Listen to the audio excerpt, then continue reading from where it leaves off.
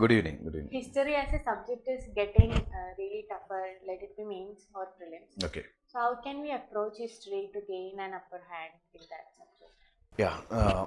To be precise, history, of course, it's a vast subject. History, be it ancient, medieval, modern. If you compare with the other subjects, you will have to spend a lot of time to cover the entire history. But still, history is a rewarding paper. You know that in every prelims, UPSC asks minimum 16 to 18 or 18 to 20 questions from history. So ancient, medieval, modern, art and culture, all are very important. And strategy is very simple. If you check the last 10 years questions, okay, from 2011 to 10 years or 15 years questions, you can see that yes, UPSC has some favorite areas in the history. So history, I would say, just go for segregation. Focus on your concentration should be on the most rewarding areas, the higher yielding areas. Even if the alien questions asked, if you are super strong in the most rewarding areas or topics of history, then things will be much better, and of course you can score 80% of the history questions in the prelims. Okay, and don't be worried about that alien questions. If alien questions are there, it will be alien for other aspirants also, but the rewarding areas are there, higher yielding areas are there, that should not be skipped, and that could be understood by simply analyzing the previous 10 years questions in history. What do you mean by half-loaf system? Half-life system is nothing but it is related to the British government's constitutional reforms. There is a Pitt's in the Act 1784. To rectify the defects of that regulating Act 1773, they introduced Pitt's in the Act 1784. Under this act, they introduced a dual government for India, that is a court of directors and board of control. Actually, there is like administration from the side of this British government, and there is commercial affairs that will be handled by court of directors. So a dual system of administration introduced here, and that dual system is like a board of control from the side of British Parliament, court of directors from the company. Okay, so that dual administration introduced, and the system is called a half-life system because the purpose is to mediate between that British government and this British East India Company over this Indian affairs. Okay, that is something that system is associated with the Pitt's India Act 1784. Like half-loaf system, just like half-loaf system, what is Kunkati system?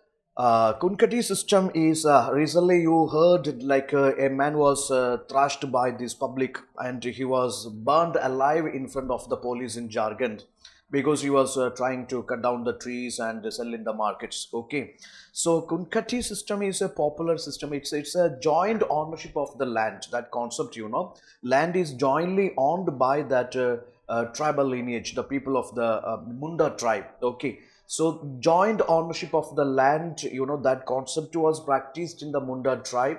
And recently, why this this tribal Gram Panchayat warned that man several times, but again he went for cutting trees and selling in the markets. So they believe under the system, the people, tribal people believe the land is jointly owned by the clan, and the joint ownership of the land and joint farming and joint revenue division, all is part of this Kunkati. When the British introduced Zamindari settlement, you know, this joint ownership of the land and this joint farming system that is ended, and it affected their village self-sufficiency. So the Munda rebellion, one of the major reason for that is introduction of Zamindari and loss of their joint farming, joint ownership of the land. Okay, so that is something related to the Munda rebellion and Munda tribes. Even it is in practice even today also. Yeah. So, sir, what is there Dhari system of 1773? So that is system is something again related to its land revenue settlement. It was introduced by this Warren Hastings, and this is something I would say, just like you know, permanent settlement, Ryotwari settlement, Mahalwari settlement. Under this system, Warren Hastings, you know, claimed or he assumed that in Bengal, land is, you know, land belongs to the state, not to zamindar, not to farmer, not to mahals. Land belongs to the state. Okay, so that concept was a Dhari system introduced by Warren Hastings. Yeah, Okay, sir. Thank you. yeah. Home charges. Home charges again. It's something which is popularized by this Dadabhai Navroji's drain theory. So drain theory is like a British. You see, they loot the wealth of the nation. Loot, and eventually loot become an English word. That it was what our honorable this many historians and many politicians believe. Now the fact is like home charges, you see, it is the expenditure or expenses incurred by the Secretary of the State in England on behalf of Indian administration. Secretary of the State, he is the representative of the British Crown, and that Secretary of the State and his advisory council, yeah, they are directly responsible for this Indian administration. They are answerable to Crown, and they are the top head in this England for Indian administration. So what all their expenses, that their salary, pension, incentives, what all things, it is paid from Indian treasury. So the expenses incurred in England by the Secretary of the State and his advisory council on behalf of this Indian administration, that expense is called home charges. Okay. What do you mean by like young husband mission or? Young husband mission is not the mission of these husbands of India. In fact, it is a military expedition.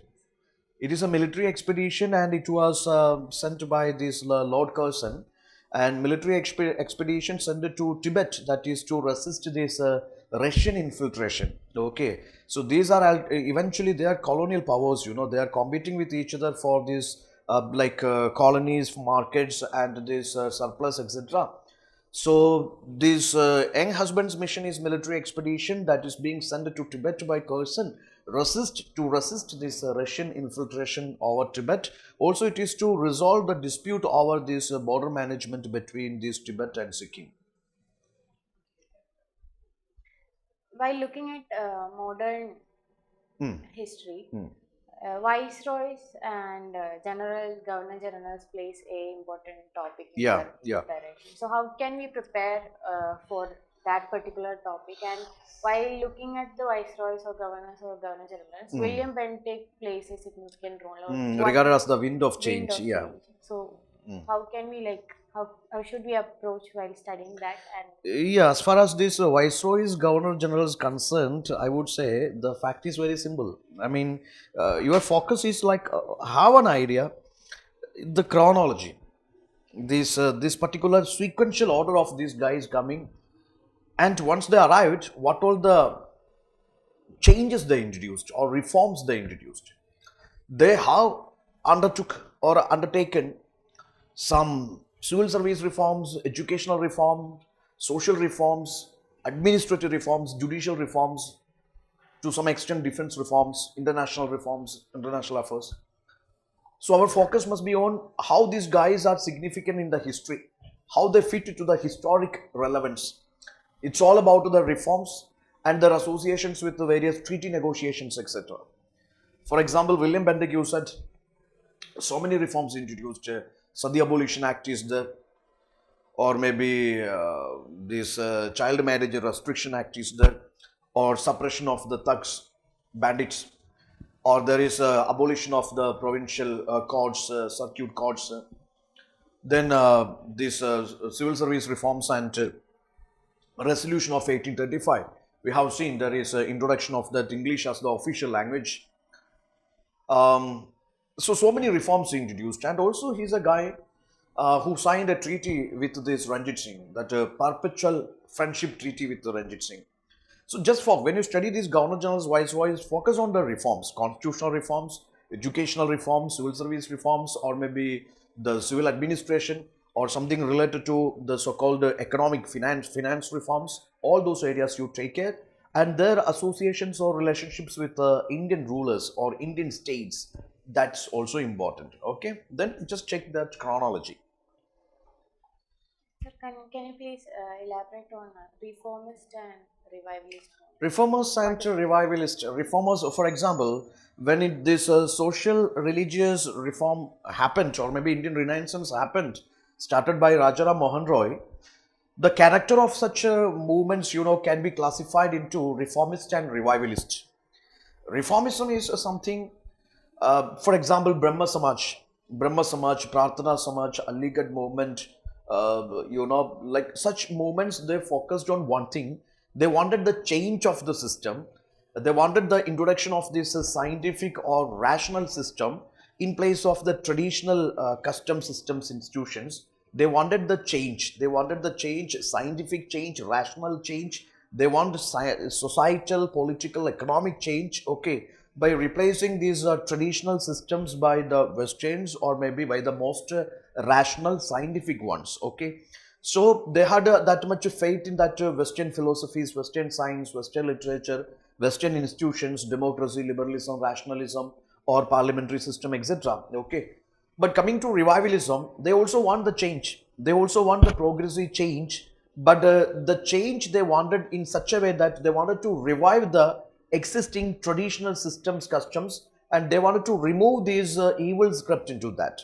By removing those evils crept into these traditional systems, they wanted to bring back or revive this glorious past of India. Okay, so both wanted the change, social change, economic change, women empowerment, or this educational, all those. But the thing is, the character or the nature of these movements, one wanted that revivalism of these traditional like institutions or maybe the custom systems, in the most rational way. Okay, they wanted this revival of this glorious past of India or glorious India's or past traditions, customs, etc. By that, they wanted change only. But reformism is something they are not sticking on to this traditional system, custom system, etc. They are more into that Western institutions and those democracy, those concepts, etc. This is an example. Arya Samaj is a revivalist movement. Deoband movement is a revivalist movement. Wahhabi is a revivalist movement. Theosophical is a Yeah, that is reformism. Can you elaborate on Wood's dispatch? Wood's dispatch is nothing but it is related to educational reforms. It's introduced by this Dalhousie. It was during the time of Dalhousie. It's 1854, I think. Am I right? Yes. Yeah, 1854. It's something related to educational reforms, and it's regarded as the Magna Carta of English education in India. In fact, it introduced that three-tier structure of education, that primary, secondary, higher education. And so the primary education in vernaculars and higher education in English. It promoted that primary education, vernacular education, mass education, female education, higher education. It proposed to for that government schools in every districts and educational departments in every provinces. It proposed for that teachers training and granting aids for the private enterprises promoting this education. So that Wood's dispatch, it simply repudiated that downward filtration theory of Macaulay, and it proposed an education system which supports that mass education, vernacular education, higher education, or this women education, all those things. Okay, so it's regarded as the Magna Carta of English education in India. It's Wood's dispatch. Yeah. Fine. So this coming to history, maybe I would say there are lots of terminologies, terms related to history, be it ancient, medieval, or modern, or art and culture. Now, in fact, UPSC asks conceptual questions and factual questions. It is always nice to focus on both. Ignoring the factual informations, that is not a good strategy as far as prelims is concerned, because in the prelims they ask both the conceptual and factual questions, not only in the history. Even they ask in the environmental science, they ask in political science, they ask even in economy also. So it is always nice, just focus on the most yielding areas of history and revise them very well. Conceptually, factually, you try to revise. That thing is good. Make the short notes, diagrams, Venn diagrams, pie diagrams, or flow charts of the facts and terminologies, revise them multiple times while sitting, eating, or maybe when you have the leisure times, just go for it. Okay? Fine. Sir, thanks. Fine. Thank you.